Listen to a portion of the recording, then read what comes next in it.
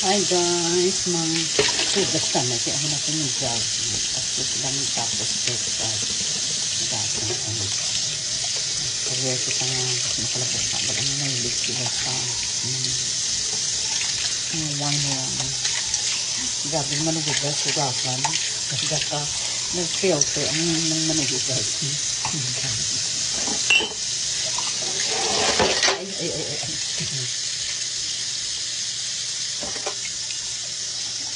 Ano na ang jug? Some caregivers here in California.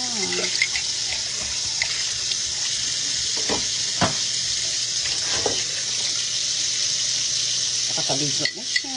Nakakaon na sila nga duwa. Nang-load ako duwa kapito. Kahit nag-ano naman siya. Alam niyo naman. Nagdumi naman siya. Kasi linisan ko naman. Alam naman ang buhay ng caregiver. Non-stop. Kasi ako'y din upo-upo na. Wala dito sang libre upo lang. Bayaran ko lang ng pasyente. Nakaka-shopping. Magsasalita ang mga bagong mga kuligo. Yan, ano companion na yun. Ang siyempre na companion na, pero may work ka pa rin yan. Tandaan nyo yan. Oo, mali yan. Pero companion, ang salita na companion, na work companion, di ba? Upo ka lang, tingnan. Minsan, trabaho pa din. Kasi wala libre din. Siyempre maisip ang mga pasyente, ano kasi ni Swerty, binabayaran ka ng malaking pera mo, tapos upo ka lang. Companion lang ang isip mo. Ganun ba guys?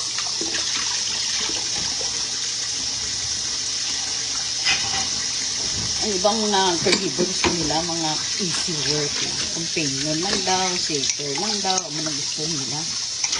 Kaya kung wala ka masyadong trabaho. Hindi kayo mas gusto ko challenging. As namin may challenge niya mga trabaho. Hindi na wala ka, hindi ka magtrabaho. Kasi mahirap yan guys. Mga na para din na lang libre. Para po sa mga pagkain ba, magayo kayo, isang grupo kayo. Rason real talk na isang grupo kayo. Palagi na lang siya libre. Ayaw yung mag-share ng pera niya. Gusto niya libre lang siya palagi. Maganda yan guys. Tandaan nyo. Hindi magandang alimbawa yan. Turuan natin na ang ating mga anak na share. Sila na may share. Hindi pwede nga sila na palagi nagbabayad. Magpuot naman minsan-minsan. Hindi nga libre lang, no? Hello. Tandaan niyo yan. Napangit ang tingnan. Kasi lilalaki na pa libre. Kaya, yaki. Asyaki na. Hindi maganda. Magandang halimbawa na ikaw pang lalaki, ikaw pa lang libre. Oh my God. Nakaka-insult. Diba? Kung ako lalaki, hindi pwede. Guys, tandaan nyo, hindi magandang halimbawa na may plano ka sa sariling bahay ng tao. Tapos maplano ka, alis ka pala.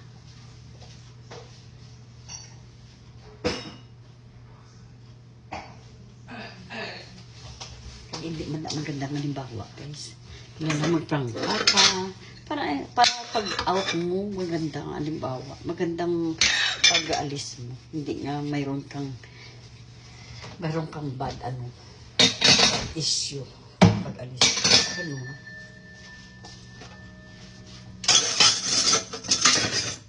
Diba? Tama ako.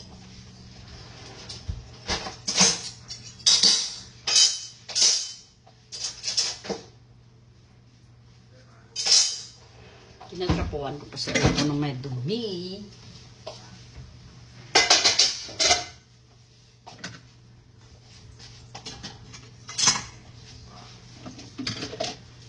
Tingnan mo guys, bilis ang trabaho kasi pagtapos mo ng trabaho, linisan mo na agad. Huwag mo nang pahintahin na aalis ka so marami ka pang trabaho na iwan. Diba? Ang ganda.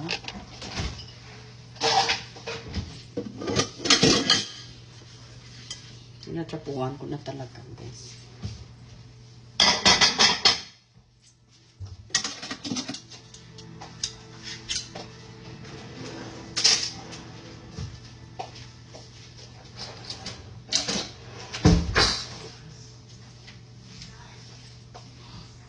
Dito tayo. Tapos na ako. Tapos na ang lahat. Tapos na ang lahat sa akin. Huwag lang siyang aalis. Okay. Gapang load pa ko kasi lagay ko sa page. Noon naman ako din sa paborito kong live na magandang halimbawa. Ito siya, oh. Ito siya guys. I like it. Gusto ko yan, ang iyang tinutulungan niya mga tao. Ang kawawa.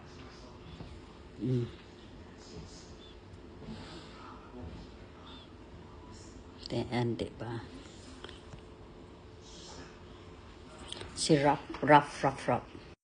Ang live niya. Tingnan natin, i-play natin. Ang aming nakilala. Mag-isa siya sa sira-sirang bahay na ito. Nakakahiya, nakakalungkot. Mahirap talaga. Sobrang hirap. Ang buhok ng Iloilo. At noong pumasok na ako sa kanyang bahay, Opo. ay bigla siyang Kaya po. Hello. Pwede pumasok? Sige po. Grabe. Dito ka. Grabe. Mga kababayan, kami po ang Team Kalingap. At welcome po kayo sa One Kalingap, One Family. Gusto ko talaga siyang panoorin palagi. Umiiyak talaga ako pag panoorin ko. So, ayun mga Kalingap, welcome back sa ating YouTube channel. This is Kalingap Rob and welcome to Kalingap Family. Yan, sa mga baguhan po. So ngayon, dito po tayo sa Ragay. Be proud Marinis to Sur. you, Meron po sa Kalinga ating Rap, nilapit dito. sa And ginagawa mo syempre, palagi kailangan sa tulong, tinutulungan kailangan mo. puntahan po natin. Ang mga taong Let's go, deserving to help them. And, Very oops. proud ako sa iyo kasi ganun ang Guys. ang inisip mo Hi, na vlog, content. Sana marami pang Daanan po. kagaya mo na tinutulungan mo palagi. Kung masama po Palagi ito, ako mawalan pa. umiiyak sa live mo May isang babae kasi na nilapit sa atin sa bayan ng Ragay, ka-amazing Camarines Sur. talaga ang ginagawa mo sa mga Kaya tao. naman ito ay ating Yun man ang iniisip ko pinuntahan palagi kaagad. noon pa ng bata pa ako. Gusto ko makatulong din kahit paano.